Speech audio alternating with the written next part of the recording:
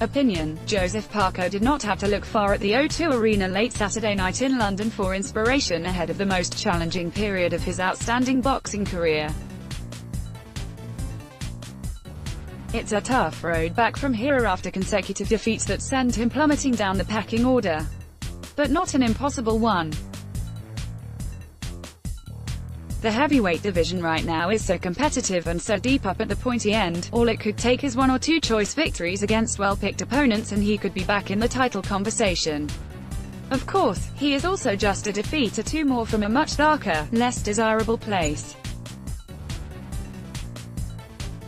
But now is no time for pessimistic outlooks with a career to revive.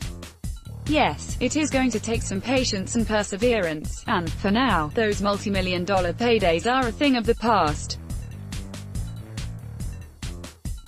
But Parker is not just the nicest guy in New Zealand sport, a title he still holds unequivocally, but also one of the more determined. You don't do what he does for a living without a huge amount of courage and character to go with, or natural talent.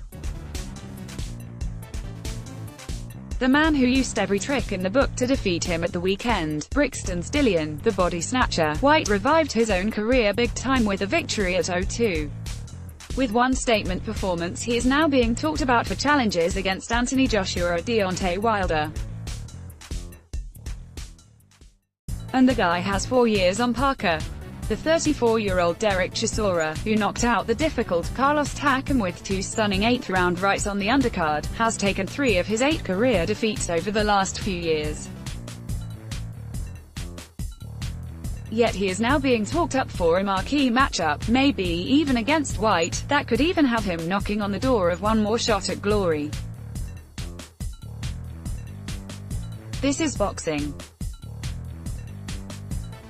If your promoter is clever, and David Higgins is most definitely that, and you are diligent in what you do, then you just need 1 or 2 things to go your way to find yourself catapulted into the title equation. But Parker has some clear challenges. He is popular in Britain, but is likely to be a guy best avoided for now by astute types. The risk attached with facing him is not matched any longer by upside in terms of what a win would mean. In the aftermath of the double heavyweight explosion at the O2, Parker's name had already plummeted down the order. Master promoter Eddie Hearn, who has a strong relationship with Higgins, appeared to have already called on the Kiwi stock as a top-of-the-bill headline act. It was notable that Hearn mentioned dangerous American Jarrell Miller as the sort of opponent Parker might be best matched against. Going into the weekend, the Kiwi was rated 4th best heavyweight in the world by Ring magazine, and Miller 8th. White was 6th. I wouldn't rule out a White rematch, said Hearn, who has some exciting things happening stateside with a billion-dollar deal with sports streaming company DAZN.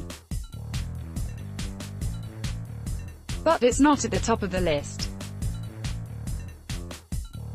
I would definitely like to work with Parker again, in fights here or in the States. Jarrell Miller is a great fight for him as well, but is he going to want to fight again for that type of money coming off 2 losses?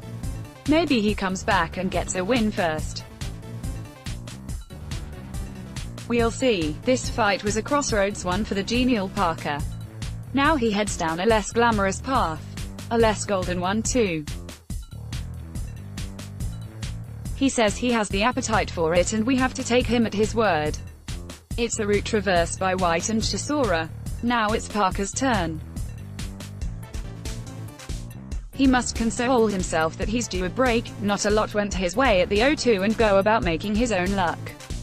He was outboxed by Joshua and bullied by White. It is time for him to grab control of his own destiny. Now we get to see if he really is the champ he purports to be. Stuff promoted stories recommended by